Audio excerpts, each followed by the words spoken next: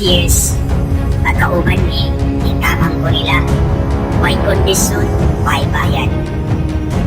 Every month or so, we go to their house and we have dinner private.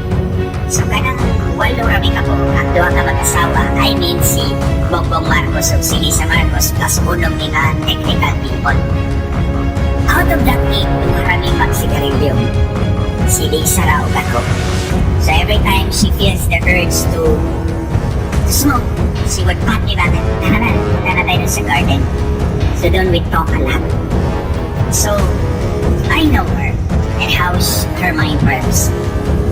So one time, after Bongbong Marcos filed his certificate of candidacy, she called me to the office dito sa Ore. Ingon siya na ko, pwede ba mga ito ka sa headquarters bisag twice a week lang? Ingon ko sa, no problem, I'll be there. I've been supporting you for the last 6 years.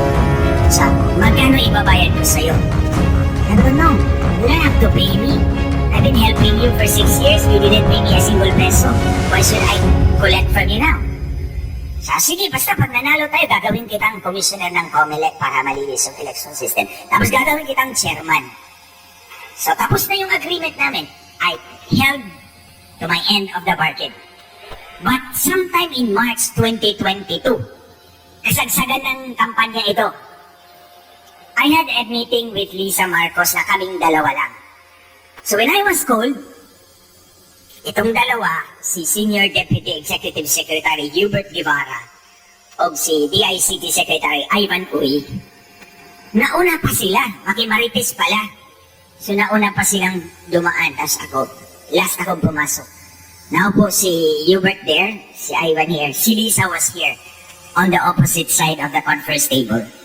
Si Lisa, si Hubert, si Ivan, si Hubert, then ako rito. Hindi ka ako nakita agad. Sabi niya, guys, I have a meeting with the owners of Smartmatic. I need 2 technical guys to be with me. Tapos nung nakita niya, but that's you, because they hate you so much. Alam ko na, ibibenta ako ng babaeng ito. So true enough,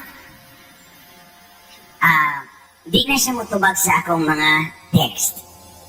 Kitsapueran ako niya. So, I know that there was something wrong in that election. But I should be very clear. Lisa doesn't like Inday Sara. So I suppose, wasay labot atong iyang agreement with Smartmatic. Why would you need 2 technical guys? Because i-explain sa haon-saon pagpikas ang eleksyon. But again, I am very clear why labot si Inday Sara din kay di siya gusto kang Inday Sara. Bisan ka itong mga tao nga naa dito sa ilang headquarters, they also didn't like and probably did not support Inday Sara. But I believe Inday Sara won by her own right. Ningdaog siya sa iyahang 32 million. Pero, si Bongbong Marcos, I doubt it. Naning abot siya 31 million, close to 32 million. Kaya ang tanaw, lig-on ang kontra ni Bongbong Marcos. Incumbent Vice President yun. Mas maraming boto makuha nun. So most likely, mas mababa ang boto ni Bongbong Marcos kaysa kay Inday Sara. That is something they cannot afford. Kasi the people will look up to Inday Sara as the true leader, not the weakling Marcos. Really ang weakling Marcos, and Lisa knows that very well. Nang iyang bana, weakling. Sabi nga, may isa pa nagsabi, I think si Spokes Harry Roque, sabi nga, lazy. Sino ba ito nagsabing lazy? Oh, lazy, weakling. She knows that, and she cannot afford na matangtang ang iyang bana because of that. So I think, ang kausap nila sa Smartmatic is, iangat ang boto ni Bongbong para moduol kang Sara Duterte. So that's why, taas ang boto si Inday Sara by about 200,000 votes, right? Pero giangat ang iyang boto. Plus, of course, gipanalo ang iyang anak dito sa Ilocos Norte 1st District. But I believe, gipromise na ni Lisa Marcos sa iyang anak, I will make you president one day. The problem is, the son is still young. So kinahanglan niya another one to hold the fort. So given the present constitution, 6 years si Bongit, as she fondly calls him, So kinahanglan niya usa nga musingit para mag-qualify diyang anak by the third term. So all in all, Lisa Marcos will have 18 years of power. So iyang bana for 6 years, si Tambi ang iyang isingit. Pagkatapos ni Tambi, qualified na iyang anak to run for president. That's the agreement I believe with Smartmatic. Ang ipangayo ni Smartmatic is my head. Kay hadlok si Smartmatic na matanggal. Anyway, bisag wa ko na-appointed, natanggal ramang gihapon siya. Diba? So, on the other hand, si Tambi po, nasa ko i-reveal sa inyo ha, for the first time, I've worked with him when I was congressman. Pareho ming first term congressman natong 2007 until 2010. Anong 2010, o padung na sa eleksyon, nakaibalo ko na 10 billion pesos was coursed through him. Hay, naampi siya posisyon sa party. So, gi-course ang 10 billion sa iya ha. So, nangayo ko sa iya ha. Ko Martin, anyway, we're from the same region. Pwede ba akong humingin sa'yo ng pansimento ng kalsada ko? Kasi lubak-lubak yung kalsada ko sa Biliran. Biliran is an island, north of Leyte, west of Samar, south of Masbate.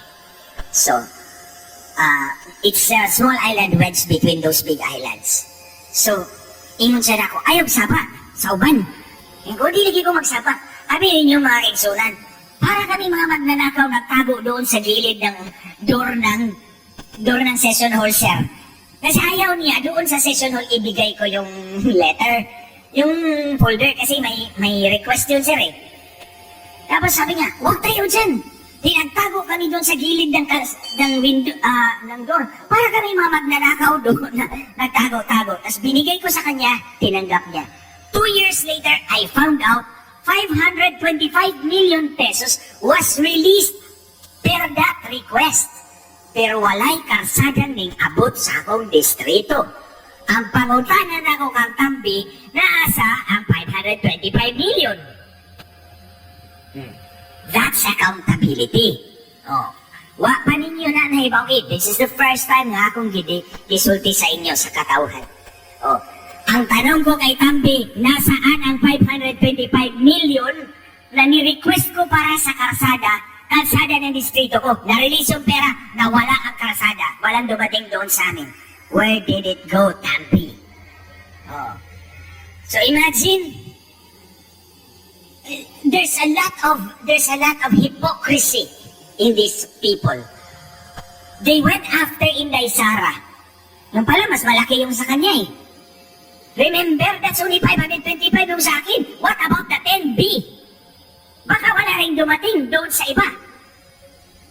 And I think Mr. Tambi should start explaining himself to the public now that it's open. It's right out there. So, baliktad kang Lisa. Ako, pirminin ako, paulit-ulit kong sinabi to. Si Bongbong Marcos ay tau-tauhan lang ni Lisa. And these people are not afraid. You know what? Tingnan ninyo. Tinig daw nila yung dalawang accounts ni Maharlika. Tinig daw nila yung accounts ni Sas. But pinost ko to. Ang post ko is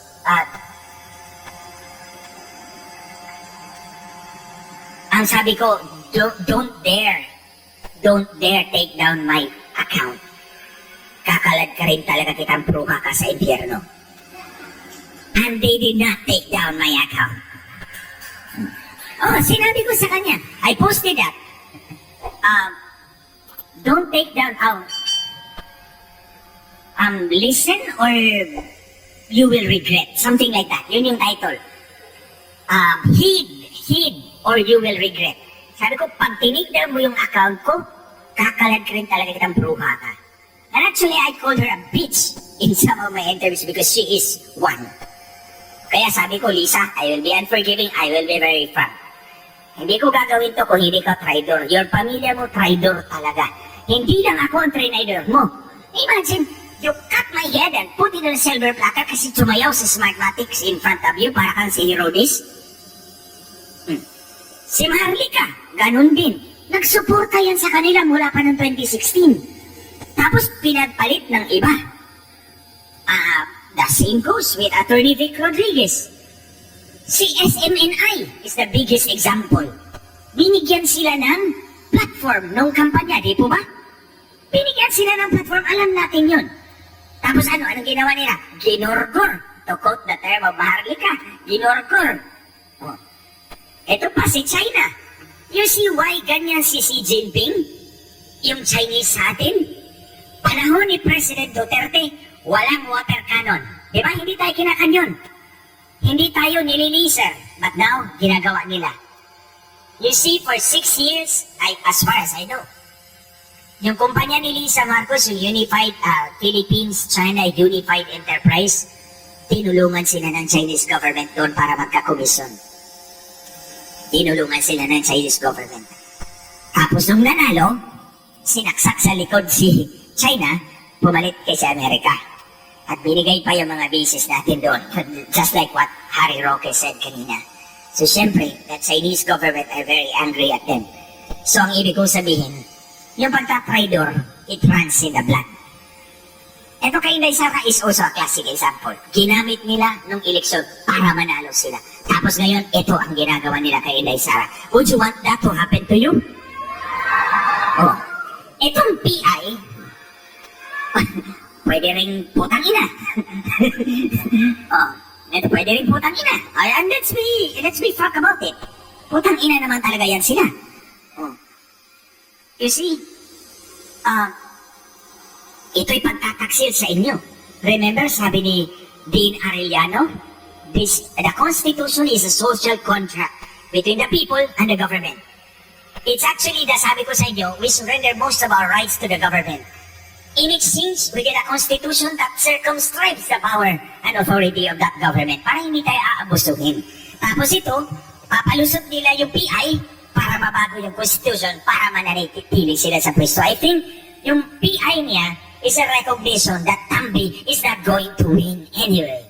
So kailangan nilang baguhin yung constitution para mapanatili yung pag-hold on to power until umabot of age yung anak at maging pangulo. Because pre-namis yan ni Lisa sa kanya. And Lisa will get what she wants. Isa sa kanyang mantra sa buhay is, consider it done. Pag sinabi niyang consider it done, gagawin niya ang lahat. Matupad lang yung kanyang pinangako sa'yo. But of course, only if you are still useful to her. The moment you lose your utility, wala ka nang gamit sa kanya, ibalibag ka na. Itapon ka na parang basura. And this is SMNI. Oh, SMNI. Oh. So, nangyari sa'yo, sir. Hindi lang naman sa'yo. Ako, marami tayo. I'm sure, maraming biktima sila dito. Now, ito ngayon. Maraming sinabi si Maharlika about corruption. Yung PCSO na palaging nananalo. Yung mga malalaki na papanalo, di ba? 1.7 billion ang napanalo sa loob ng isang taon, isang buwan. Tapos, edited pa yung nanalo. Tapos sabi niya, ito sabi ni Lisa Marcos, di ba? Hi, we love you, Mel. Should I call you Mel? Hi, Mel. Should I call you Milyonaryo? Sama-sama tayong babangon muli para maging milyonaryo. Tingnan mo, she really has a knack of incriminating herself and others. Sa akin, inamin niya, magkikita sila na may-ari ng smart party. Inayos din yung eleksyon. Ito naman, pinuking niya si Mel. Matching pala yung nananalo doon sa PCO. Sibuta ko na doon si Director Sandra Cam. Hindi ba kakaroon si Milyonaryo? Diba? So are we going to allow them to do that to us? Patuloy ba na? Hayaan na lang pa natin sila.